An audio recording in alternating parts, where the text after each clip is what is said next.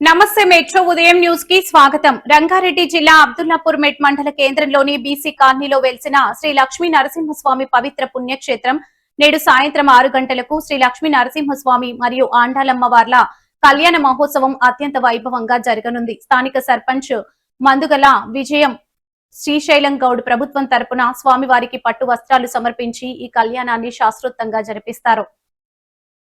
ఈ కార్యక్రమంలో అబ్దుల్లాపూర్ గ్రామ పంచాయతీ 1వ వార్డు నంబర్ మజుగోని మహేందర్, ముదిరాజ్ బోడుసు రాఘవేందర్, మొగళ్ల జీవన్ రెడ్డి, బత్తిని దీపికా నాగరాజ్, గడ్డ మీద దశరథ గౌడ్, తాటిపల్లి రమేష్ గౌడ్, తూర్పునూరి శివకుమార్, కేతావత్ మంజుల, నరసింహ, లింగాల శ్రీలత, దర్శనం యాదయ్య, రాష్ట్ర బీఆర్ఎస్ నాయకులు క్యామ మల్లేష్, బార్డర్ సింగారం, రైతు సేవా సహకార సంఘం మాజీ చైర్మన్ చేవూరి భరత్ కుమార్, అబ్దుల్లాపూర్ మాజీ చైర్మన్ సవితా ధనంజయ గౌడ్, అబ్దుల్లాపూర్ మెట్టు మండల్ మాజీ జెడ్పీటీసీ బింగి దేవదాస్ గౌడ్, కాంగ్రెస్ పార్టీ రాష్ట్ర యువ నాయకులు అభిషేక్ రెడ్డి తదితరులు కళ్యాణ మహోత్సవంలో పాల్గొనడం జరిగింది. అనంతరం మహేందర్, ముదిరాజ్ మాట్లాడారు.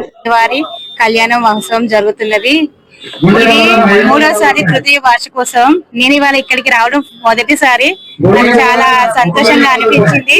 అలాగే ఇక్కడ అధిక సంఖ్యలో గ్రామ ప్రజలు ఇచ్చేసి చాలా విజయవంతంగా ఈ కళ్యాణ మహోత్సవాన్ని జరిపించారు.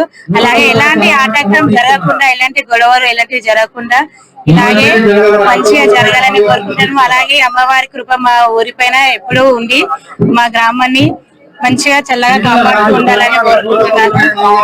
అలాగే విజయ దిశలో అమ్మవారి ఆశీస్సులు ఎప్పుడు మా ఉండాలని మనస్ఫూర్తిగా కోరుకుంటున్నాను. గ్రామంలో ఈ రోజు శ్రీ శ్రీ లక్ష్మీ నరసింహస్వామి ఆండాలమ్మ కళ్యాణ సందర్భంగా ఈ యొక్క కార్యక్రమానికి గ్రామ ప్రజలు, యువకులు, గ్రామ సర్పంచ్ సుష్మా అశోక్ గారు, సహచర వార్డు సభ్యులు ఈ యొక్క కార్యక్రమానికి వచ్చి ఈ యొక్క కార్యక్రమాన్ని విజయవంతం చేస్తున్నారు. పేరున ఈ యొక్క స్వామివారి కృప ఎప్పటికూ మా గ్రామానికి చల్లగా చూడాలని భావంతుని మనస్ఫూర్తిగా కోరుకుంటున్నాను. కాబట్టి నేను ఆపినాను. ఒకసారి అందరూ స్టేజ్కి రండి. మీరు 100 పూజలతోని ఫలితము సమానము అనేది మనకి నృసింహ స్తంభ స్తోత్రంలో నుంచి చెప్పినటువంటి విషయం. ఈ సాయంకాలమున స్వామివారిని ఇప్పుడు మొదలు పెడితే రేపు పొద్దున 3:30 వరకు చేసేటువంటి పూజనే పరిపూర్ణమైనటువంటి ఫలితాలు కలిగి అందరూ కూడా 2 చేతులు